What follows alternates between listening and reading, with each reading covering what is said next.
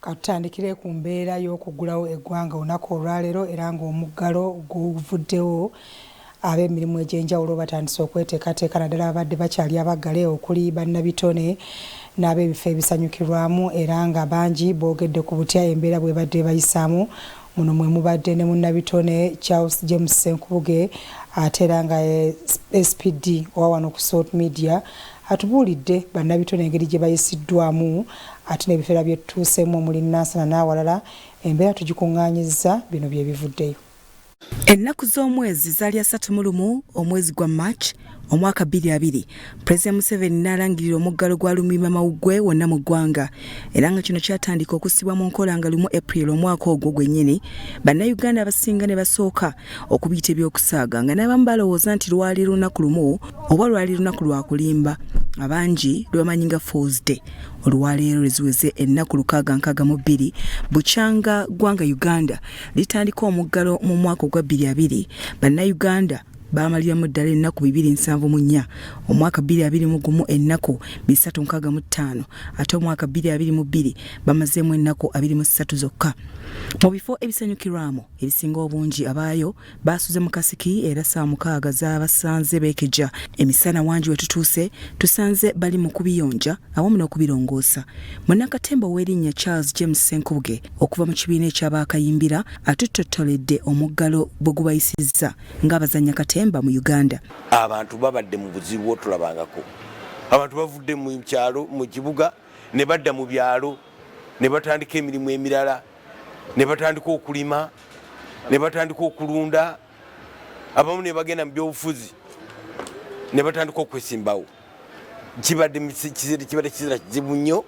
Twatukeesera nga tulina okufuna abatuyamba. Wabula Senkubuge yagamba nti ebbanga ery'omuggalo lyonna libadde essomo eri abantu era bayigiddemu bingi ko n'okubaako ebipya bingi bye bakola oluvannyuma lw'okuzibuka amaaso.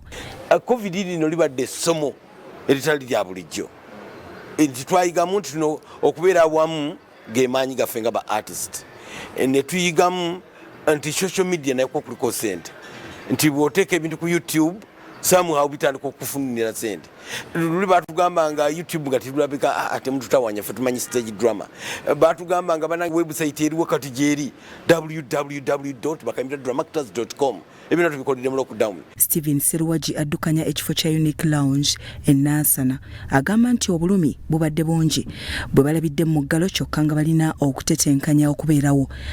Naye kutwaliza wamu lockdown tebadde nnyangu.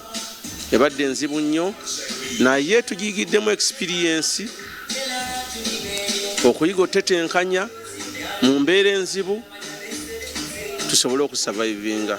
Ategeezezza butya bwe baatetenkanya obulamu ne batuuka n'okukyusa ebifo byabwe okukakkana nga babifudde ebirabo by'emmere okusobola okubaako kye bafuna. Kyokka agamba nti wadde nga gubadde gutyo bangi era bingi bye bayize balina ne bibakozeemu. Nayongeramu ebintu ebyokulya.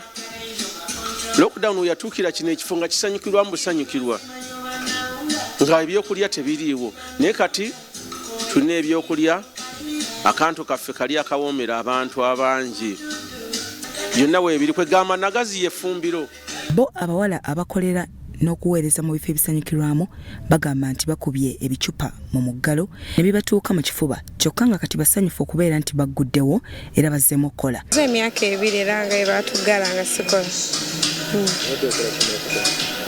lockdown bale tukolayo mirimu ng'ekishuba bofunye n'okola naye ng'era emirimu gyali tegitambula bulungi nga egyali gitambula. Ye Charles Semwezi Kabogoza nannyini wa kampuni ya Vibes President olugjawo omuggalo n'atandika okwesunga okutegeka enkuŋŋaana okuli olw'enjiri olwa Good Friday ku Canaan Land. Tumusanze ayoyoota ebyuma bye n'okukanika emmotoka ze ezibadde zaatuula n'atubuulira byayiseemu. Omulimu gwe tutandiise okwetegekera ogw'omuggundu gwa Good Friday ku ttaka lyaffe ettukuvu Canaan nga tugenda kusaba essaawa 24 ogwo omulimu twaguwaayo. Kabogoza tutegeezezza nga emyaka egikonokkiriza mu 2 egy'omuggalo bwe gimulaze ababe n'abatali babe nga muno mulimu n'abakozi. Ebyuma byonna COVID byetusanga nabyo tubyozezaamu emirundi ng'esatu. Abakozi tufunye abakozi ab'omuggundu tufunye abakozi ab'omuggundu kubanga emyaka gino gitulaze ani ali naffe ani asobola okugumira embeera nani anoonya obunoonyi ssente. Medadi Lukundo abangi gwe bamanyi nga Yanga ategeka byevulu kyokka ng'era alina ekifo ekisanyukirwamu ekya Big Zone kino kisangibwa Nansana. Ono yesanyuse byansusso n'eddoboozi ne likyuka atubuulidde watandikira oluvannyuma lw'omuggalo. Waliwo puroguramu zaffe tugenda kwongeramu nga bw'omanyi ensi egenda ekyukakyuka tugenda kukola kulwanisa tuze ku mutindo. Mu Big Zone kabadde keetalo abakozi abayiseeyo n'abo abanoonya emirimu ate nga n'abayooyoota bali ku mulimu. Yanga agamba nti kasita ekyabadde kikutte obudde kyabutadde buli kimu kati kiri mulaala. Twaguddewo nze naguddewo ekiro ssaawa 6 gw'ekiro so wano tuli mu kulongoosa era ndi musanyufu nnyo. Ye Ruth Nalubiri ow'ekifo kya Northern Bypass Resort e Masanafu atutegeezezza nti nga bwe baguddewo buli kimu ekibadde kiggaddwa nga kati n'emikolo bazzeemu okugitegeka mu kifo kyabwe kino. Ngaffe abakola mulimu guno ogwa hospitality tubadde gwesala olw'omuggalo naye olw'omukisa ogwo gwe baatuwadde okuddamu okuggulawo tuli beetegefu okuddamu okuweereza bakasitoma baffe. Bya Robert Mutebi, Eric Sebalamo, Salt TV, Omunnyo.